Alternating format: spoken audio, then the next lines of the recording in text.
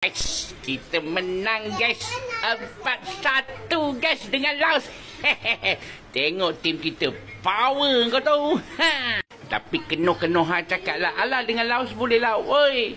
Harimau Melaya muda padu comeback bantai Laos. Apa benda ni weh? Permulaan yang baik buat skuad bawah 23 tahun negara di Sukan C Thailand apabila bangkit menewaskan Laos 4-1 sebentar tadi. Pakcik Malaysia tertawa lepas saat timnas Harimau Malaya berhasil menyapu timnas Laos dengan skor 4-1. Bahkan ia juga sempat menyenggol Konoha. Nih, kita nih 4-1 berhasil membobol gawang Laos 4. Sedangkan Vietnam cuma bisa membobol 2 gol saja. Nah, lebih dari itu, orang yang terlihat seperti orang Vietnam, sepertinya sih orang Vietnam, sempat menyoroti kemenangan timnas Harimau Malaya melawan Laos dengan skor 4-1. Oke, langsung saja disimak videonya. Ini dia.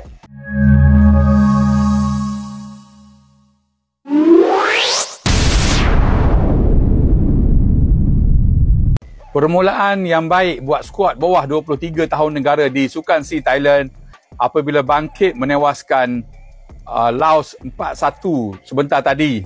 Bermula dengan perlahan dan dikejutkan gol Laos pada minit keempat. Tapi anak buah Nafouzi Zain terus berusaha bangkit dan menjadikan 4 gol menerusi Haikal Danish, Hakimi Azim, Moses Rush dan Abu Khalil. Ia membolehkan skuad negara kini menduduki tangga teratas kumpulan B selepas Vietnam menang dengan lawan sama 2-1. Laos tersingkir dan pertarungan Malaysia dengan Vietnam Khamis ini akan menjadi penentu kepada juara kumpulan B. Seri sudah cukup untuk Malaysia muncul juara kumpulan dan hanya 3 juara kumpulan serta 1 naib juara terbaik akan layak ke separuh akhir. Paling penting, kemenangan pada perlawanan pertama di Thailand ini menghapuskan badi kekalahan dalam dua perlawanan awal di 2 kejohanan sebelum ini. Sudah pasti 3 mata ini meningkatkan moral anak buah Nafouzi Zain untuk berdepan Vietnam pada perlawanan hidup mati pada Khamis ini. Ini baru permulaan. Kita harap pemain kita tidak hilang fokus. Sebaliknya bersedia dengan penuh tumpuan dan keazaman untuk meraih mata dan mara ke separuh akhir untuk mencapai sasaran awal. Terbaik Harimau Muda. Follow saya untuk mengikuti perkembangan bola sepak dalam dan luar negara dengan bersahabat dengan saya. Like, komen, copy link dan repost. Assalamualaikum. Harimau Melaya muda padu comeback bantai Laos. Apa benda ni weh? Bagi kawan-kawan yang ketinggalan, Harimau Melaya muda bawah 23 tahun telah meraih kemenangan pertama di SEA Games setelah mengalahkan Laos 4-1. Akhirnya badi kalah setiap game pertama setelah Nafouzi Zain ambil alih telah dipecahkan dengan penuh bergaya. Tapi awal game tu abang stres gila doh.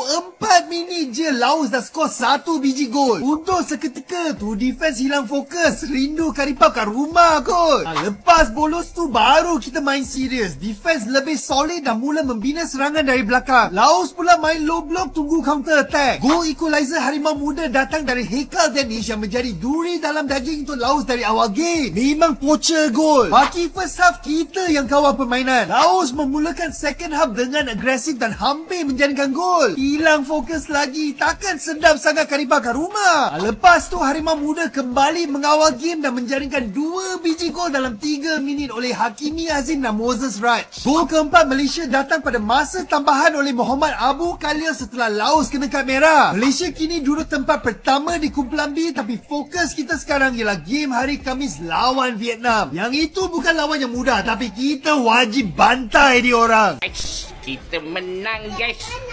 4-1 guys dengan Laos. Tengok tim kita power kau tahu. Tapi kena cakap lah. Alah dengan Laos boleh lah. Oi, Vietnam bantai Laos pun 2-1. Kita 4-1. Tengok nampak tak level Malaysia macam mana? Mestilah power kan. Jadi jom kita tengok kedudukan semasa. Let's go check it out. Tengok Malaysia nombor 1 tu. Kau bayangkan Vietnam dengan Laos pun 2-1. Nampak tak level kita? Lagi tinggi daripada Vietnam.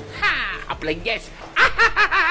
Wis, macan Asia kita menang 4-1 melawan Laos. Kalau misalkan Malaysia menjadi juara grup di grup B, maka Malaysia kemungkinan besar akan terhindar di semifinal melawan timnas Indonesia. Bagaimana menurut kalian? Lebih baik timnas Indonesia bertemu Malaysia di semifinal atau tidak? Tulis di kolom komentar. Cái trận đấu Malaysia thắng Lào thì tôi thực sự là lo lắng cho U22 Việt Nam trong cái trận đấu đầu sắp tới với các cầu thủ Malaysia. Thật ra Malaysia họ làm cái đội bóng mặc dù thủng lưới trước Lào, nhưng mà cái khả năng chuyển trạng thái và tận dụng cơ hội của Malaysia cực tốt luôn. Moses Rai nè, rồi Hakimi nè, rồi một số nhân tố khác, nó thật sự là khi mà có bóng trong chân á, thì cái cơ hội chuyển hóa thành bàn thắng của họ rất là cao. Chính vì vậy mà đá với Malaysia thật ra là cũng không dễ dàng gì đâu các bạn. Chúng ta cũng mong muốn Việt Nam chiến thắng, nhưng mà qua cái trận thắng của Malaysia trước Lào á, thì chúng ta mới thấy rằng là Malaysia họ già rơ lắm. Họ đá thể lực cũng tốt, chuyển trạng thái nhanh, khả năng bóng bổng của họ cũng như dứt điểm đều tốt cả, tận dụng thời cơ để ghi bàn hay là những cái khoảng trống. Thì những cái này Việt Nam của chúng ta rất dễ để lộ, đặc biệt là hàng phòng ngự. Trong khi đó thì hàng tiền đạo của chúng ta, ngoài Đình Bắc ở cái trận đầu tiên thì Thanh Nhàn hay là Quốc Việt cũng chưa tận dụng tốt cơ hội. Khả năng chuyển hóa của chúng ta cũng rất là chậm, chuyển trạng thái của chúng ta rất là chậm. Cho nên là quan sát các cầu thủ Malaysia thắng Lào rồi, thì tôi nghĩ đến trận đấu ngày 11 tháng 12 thực ra cũng không dễ dàng cho chúng ta đâu. Và trận đó chúng ta không được phép hòa, mà chúng ta phải thắng, bởi vì hòa là chúng ta nhì bảng. Cho nên là chúng ta sẽ rất là khó khăn nếu mà gặp chủ nhà. Nói chung là gặp nhất bảng bên kia thì cũng không dễ dàng gì cho chúng ta. Thêm vào đó thì các cầu thủ Việt Nam á, trận đấu đó cái áp lực cũng rất là lớn. Cho nên Malaysia họ tranh thủ thắng đậm hơn, thắng Lào đậm hơn, chúng ta thắng 2-1 rất vất vả. Tôi cũng lo đó các bạn. Vào trận thì đương nhiên cái tính chất sẽ khác, tâm lý sẽ khác. Nhưng rõ ràng là quan sát hai trận đấu Việt Nam đá với Lào rồi Malaysia đá với Lào, rõ ràng là chúng ta kém hơn về tỷ số, kém hơn cái khả năng tận dụng cơ hội cũng như là chuyển hóa thành bàn thắng. Cho nên lo là vẫn lo thôi các bạn. Tôi vẫn chưa chắc chắn là Việt Nam của mình có thể vượt qua Malaysia được hay không.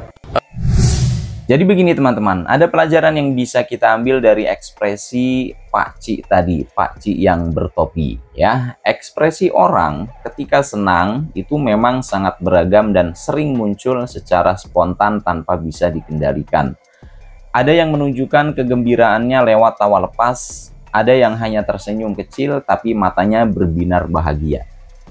Sebagian orang meluapkan rasa senangnya dengan teriakan, sorakan, atau melompat penuh euforia, terutama saat menyaksikan pertandingan olahraga. Ada pula yang mengekspresikannya melalui gestur tubuh seperti menepuk bahu teman, ya, gitu, atau memeluk orang terdekat, atau bahkan berjoget kecil karena terlalu bersemangat. Beberapa orang menunjukkan ekspresi wajah yang sangat jelas, senyum lebar, pipi memerah, atau mata yang terlihat lebih hidup dari biasanya. Makanya tidak jarang juga rasa senang membuat seseorang spontan mengeluarkan kata-kata acak yang lucu atau tidak terduga. Singkatnya, kebahagiaan memiliki banyak bentuk dan setiap orang memiliki cara unik dalam menampilkannya. Oke, itu saja hal-hal yang dapat saya sampaikan. Kurang lebihnya mohon maaf. Selamat beraktivitas kembali dan see you next video.